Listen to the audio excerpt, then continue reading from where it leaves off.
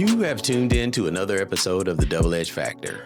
I am your host, Rob Manuel, and peace and blessings unto you.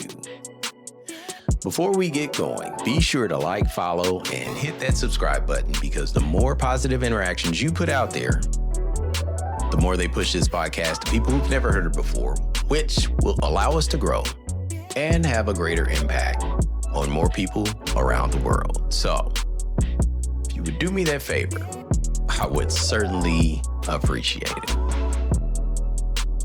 Today, let's jump into two of the most powerful yet underestimated forces in human communication. I'm talking about timing and tone. We're going to explore why these seemingly simple concepts can make or break relationships, careers, and even entire movements. Let's start with the story.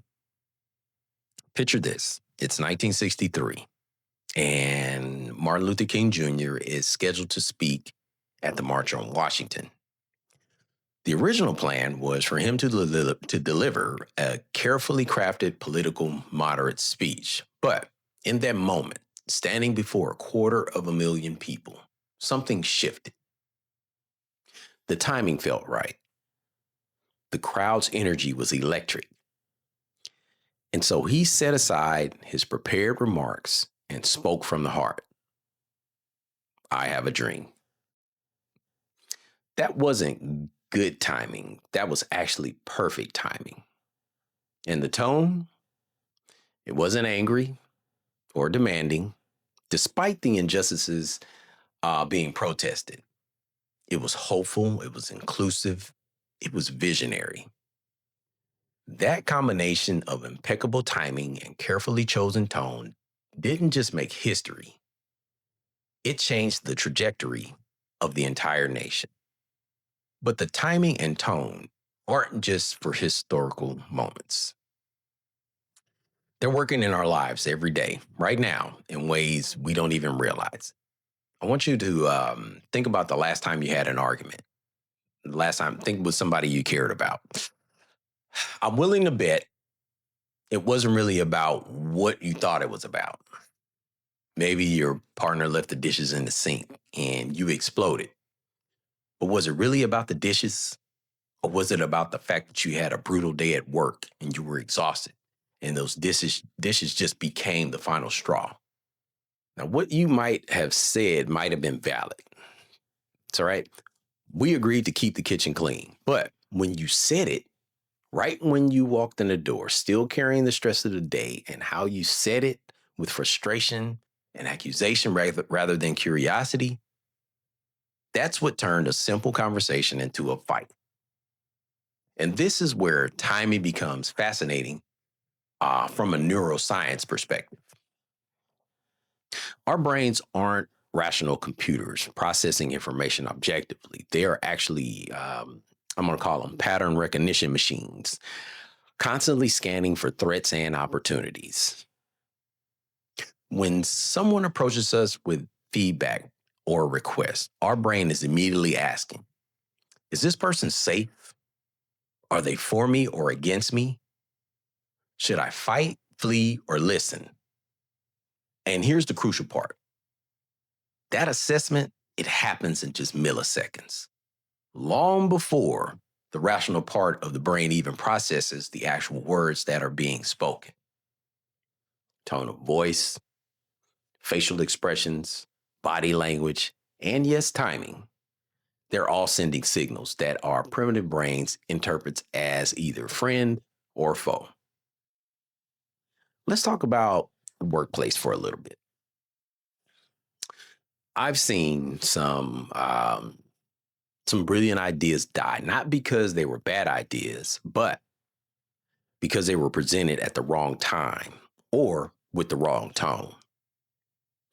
I knew this design manager who had this great innovative interior design concept, but she pitched it during a budget meeting where everybody was stressed out about cuts. And she presented it with an almost defensive tone as if she expected resistance. That same idea presented about 3 weeks later After a successful product launch, she did it with enthusiasm and confidence rather than defensiveness. Suddenly, everybody was interested. Nothing about the idea changed. It had everything to do in the context and way she did it. This reminds me of something that I heard from one of my friend's grandmother. She said, you can say anything to anyone as long as you say it the right way and at the right time. Say that again. You can say anything to anyone as long as you can say it in the right way and at the right time. Now, at that time, I thought she was talking about just being polite. Then I realized she was actually sharing one of the most profound truths about human psychology. Consider how timing affects our most important relationships. There's a reason we talk about reading the room, knowing when to hold them and when to fold them. The same I love you can feel like a gift or a burden, depending on when it's said. The same constructive criticism can feel like care, or it can feel like an attack, depending on the tone. So, how do we get better at this? How do we develop um, better timing and tone? First, let's talk about timing. The secret isn't just about finding the perfect moment. It's about recognizing the wrong moments. Learn to read the emotional states, both of yourself and others. Are you frustrated? Are you tired? Are you distracted? Then it's probably not the best time to have that difficult conversation. Is that other person stressed? Are they rushing? Are they dealing with something else? Then wait. Good timing often means patience. It means sitting with discomfort for a little while, just a little while longer, so you can address it in a clearer headspace. It means asking yourself, what am I hoping to accomplish here? And is this the right moment where I'm most likely to achieve that? Now, tone, this one's a little trickier because we often don't hear ourselves in the way others hear us. When we're passionate about something, we might sound aggressive. When we're nervous, we might sound uncertain, or even um, when we're confident in our ideas. When we're trying to be helpful, we might sound a little condescending. So here's a practical tip. Before important conversations, spend about 30 seconds thinking about the tone you want to convey, not just the message. Do you want to sound curious or certain, collaborative or directive, warm or professional? Then consciously adjust your voice, pace, and words and choose it to match your intention. But there's something deeper happening here. Timing and tone are really about empathy in action. They're about recognizing that communication isn't just about transferring information from one brain to someone else's. It's about creating a moment of connection where real understanding can happen. When we get timing and tone right, we're essentially saying, I see you. I understand where you are right now. I care enough about this relationship to present my thoughts in a way that you can actually hear them. And this matters just more now than ever because we're living in an era with constant communication, text messages, emails, social media, video calls, things of that nature. But the quality of communication doesn't equal the quality. In fact, the speed and volume of our digital interactions can make us lazy about timing and tone. Think about how many misunderstandings have happened because someone sent a tense email while they were busy, and that recipient interpreted that as anger. How many relationships have been damaged due to poorly timed text messages, or social media posts?